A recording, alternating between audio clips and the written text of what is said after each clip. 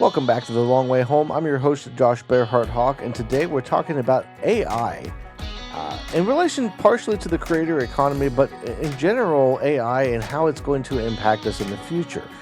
A lot of people talk about AI, and it's doom and gloom, and it's talking about all the stuff that AI is going to take over and the jobs it could take. AI maybe taking over the world and just destroying us all. Who knows? Who knows what the actual future might be? Maybe we do have Terminator down the road. But realistically, AI in and of itself is something that companies have been using in a lot of different ways for a long time. AI isn't this sentient thing that is coming to life and taking over, making its own decisions.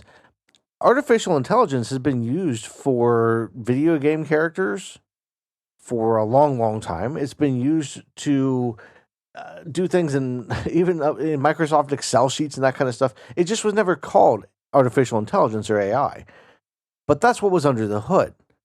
Now, it's become a buzzword in the past few years, and a lot of companies, if you've noticed, just about everything that you buy now touts the fact that it uses AI in some way, shape, or form. I've seen commercials all over the place for stuff that is software being sold to companies that the selling point is AI. Use AI to make your life more efficient. Use AI to manage your calendar, to write your emails, to, you name it, and AI is involved in it. And for me, it wouldn't be quite so annoying if it weren't for the fact that people are using it to do things like automate making YouTube videos, to do things like writing books, the more creative works, creating images that they're then putting out there as their own. And on the surface, it seems like it's not really that harmful. It seems like, it wouldn't be that big of a deal. But as an artist, as a writer, as a painter, as a whatever you happen to do, you not only now have to compete against people, but you have to compete against robots. You have to compete against computers that can do things a million times faster than you. For me, if I'm writing a book, if I'm writing 50, 60, 70,000 words or more, that can take upwards of months, and re-editing and rewrites and edits and all that kind of stuff, a lot of stuff involved in there, whereas AI could write a 50, 60,000 word book in a day, a few minutes, really. So you're now competing where you had volume, now you have a lot more volume. YouTube videos are the same way. There's channels out there that just thrive on pumping out multiple videos a day that are all AI planned, AI produced, AI written. Everything about it is AI, and then it's just uploaded to YouTube. There's a podcast I was doing with a buddy of mine last year that he got it in his head that we should let AI cut shorts for us to put on TikTok and YouTube. I thought they were absolutely atrocious. I didn't like the way that they came out, but he was like, yeah, but everybody's doing it. They look the same as everybody else because everybody is using the software to find the parts of videos, cut them out, add in stuff that you would normally have to do manually, and it's doing it all automatically, so it makes it quicker and easier. And efficiency is not necessarily a bad thing, but when it takes away from humanity as a whole, when it takes away from people's ability to make money, that's when I start to question, is this really a good thing? And I think about going back to Henry Ford, when he introduced the automated line. My mind is blanking out, but when he introduced the line to make things more efficiently, so instead of having 100 people to make one car over the course of a day, you could make 100 cars in the course of a day using 10 people. Those are not accurate numbers, so don't quote me on those numbers, but you get the idea. You're using fewer people, you're making more vehicles. And in an ideal situation, the company would say, okay, now we're making a lot more vehicles, which means we're bringing in more money. We can keep the people that we have on and put them in other places. And now we can, we can pay them more. We're doing great as a company. But instead, what companies do is they lay off workers. They cut back on the number of people they employ because things are more efficient. companies are trying to do this now.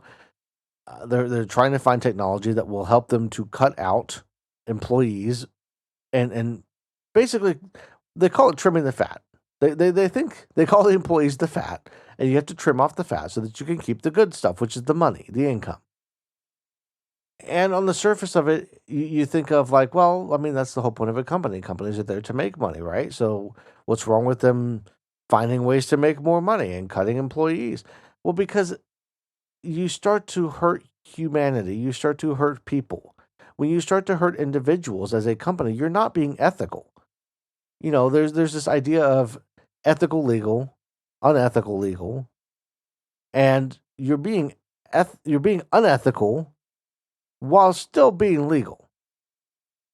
And you're making more money, sure. The executives are making more. The few people that are still with the company are making more, but you're cutting people out.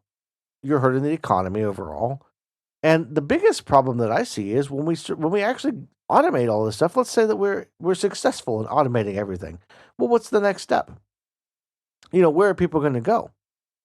And my first thought is the creator economy. Okay, so if you think of like the Industrial Revolution, when the Industrial Revolution happened and we started automating a lot of factory work, we made things simpler so you didn't have to employ quite as many people. Over time, that built up to where factories were pretty automated. And in America especially, I mean, not only did they automate, but they also shipped the factory jobs overseas because they could pay workers less and exploit them easier. Topic for a whole nother episode. But we then shifted to a retail economy from a manufacturing economy, and now they're trying to automate the retail economy. And the next step, you would think, okay, well, maybe it would be something like the creator economy.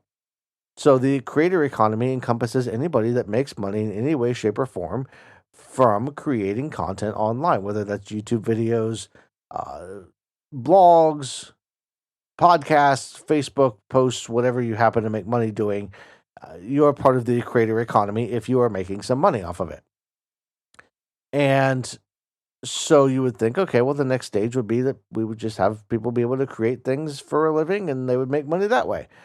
But then you realize that AI is also doing all of that. For all you know, when you're listening to a podcast, watching a YouTube video, you don't know if the person at the other end of that is real anymore. It could be an AI generated bot that is saying the things. The videos, they're getting better with the videos now. They're not perfect; they're far from it, but they're working on it. People are trying to improve that and pumping out more and more content. You don't have enough eyeballs to watch all of the content, and it kind of digs into the dead internet theory and all of that stuff. But the concept is that the creator economy is basically, that's not really going to be a thing. So what's the next stage? Where do we go from here? And there's a lot of people that are against like universal basic income, for instance. I fully support universal basic income. I think it would be a great thing because it helps people get a leg up. It helps people have the money to pay the bills and do that sort of thing. But that's not really a good enough solution when you think about, the average person, depending on where you're at. There are many different factors, the size of apartment, all that kind of stuff. But you're looking at probably easily $2,000 to $3,000 a month in bills between rent, insurance, car payment, whatever, food, gas, electric. You're looking at $2,000 to $3,000 minimum typically. And so, okay, let's say we gave everybody $3,000 a month in universal basic income. Well, then the problem becomes, what is that income for? Oh, they're buying stuff from the companies that are producing it using AI. Well, that's all fine, great, and wonderful, except that why are those companies producing that if not to make money? They'd be making money, but like they aren't making more money. You can't grow the economy from that unless you're going to give people more money in universal basic income. But it's just a circle. It's cyclical at that point. Why are you giving more money to people so that they can spend more money so that you can collect more taxes so you can pay people more money? It just doesn't make sense. And that's where I think we are in the death throes of capitalism, I think.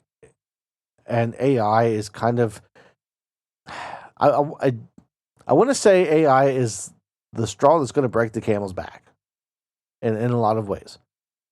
You got these people that are just greedy with it, and they're like, okay, we're going to use AI for everything.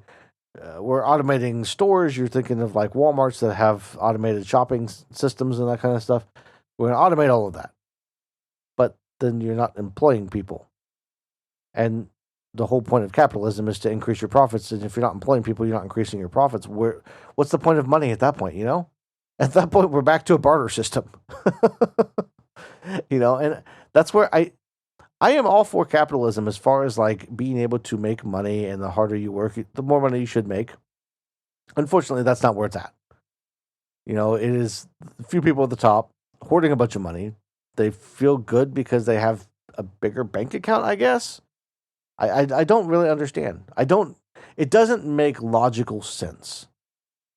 And thinking about how AI is impacting the world around us, thinking about what it could do and what it could be used for, we are already in the beginning of, we've had a bunch of layoffs from tech over the past few years, companies that overhired during the pandemic, to be fair, but also companies that are running out of ways to get users.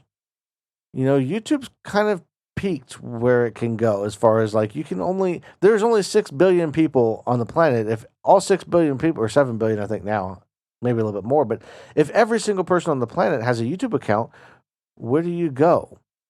If every single person, Facebook's run into this.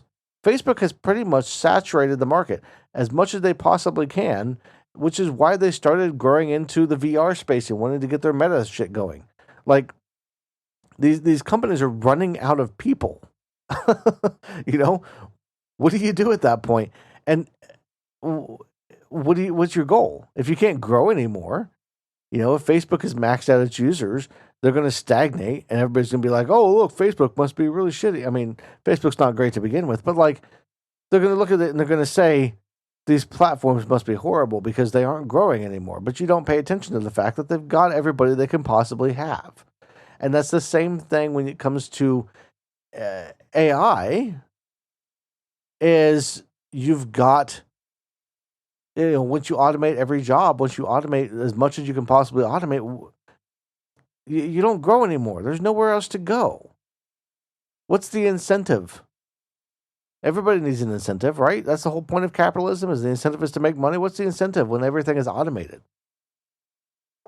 I personally think AI is a good tool for certain things. I think it can be helpful when it comes to things like teaching children, when it comes to things like learning new technology, learning new things.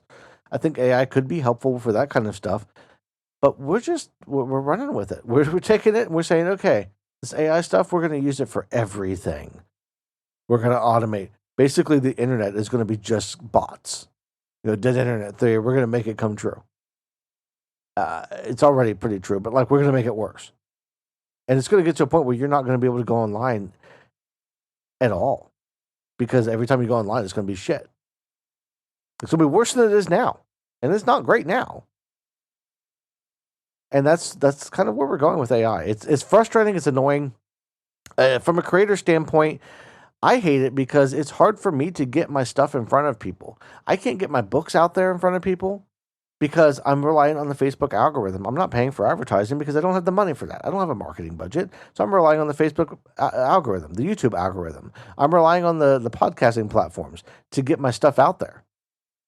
And when I'm competing against not only a bunch of people, but I'm competing against a bunch of AI, a bunch of bots that I can't keep up with. They can produce 5 or 6 episodes a day that they then listen to, which makes it look like they're getting a lot more, that they're higher quality. And that's quality versus quantity. That's a whole nother topic that I'm going to cover. But like, where does it end? What's the end game here? Where are we going with this AI stuff? I don't have the answer. And it's kind of terrifying. I would like to be hopeful for the future. I'd like to think about, maybe we get there and things are really good. And it turns out that AI has automated stuff and we can just kind of be creative and do things. We don't have to worry about paying any bills because there's no bills anymore. But that's a utopian future that's never going to exist because capitalism's a thing. Because you have too many people out there that are like, yeah, but I want more money. I made $5 million last year. I better make $6 million this year. Otherwise, I'm stagnating. It's ridiculous. It's pathetic, to be honest. But that's really all I got for the AI. I've been using these podcasts lately to talk about things that bug me, on the assumption that somebody out there, you might hear this and you might be like, yeah, you know what? That bugs me too. And you can know that you're not the only one. And I would like to know that I'm not the only one. So you can comment. Let me know. You can send me a message. A lot of platforms, there should be a link somewhere in the description, I think, that allows you to send messages directly to me. You can also go to Facebook. I'm on Facebook. I'm on Patreon. You can become a free member over there. I'm basically everywhere. YouTube, Patreon, Facebook. I don't have a Twitter account because screw Elon Musk, and that would be a fun one. I could talk a whole video about how shitty Elon Musk is, but we're not going to go there today. I am going to say thank you all for listening, and have a great rest of your day, and I will see you in the next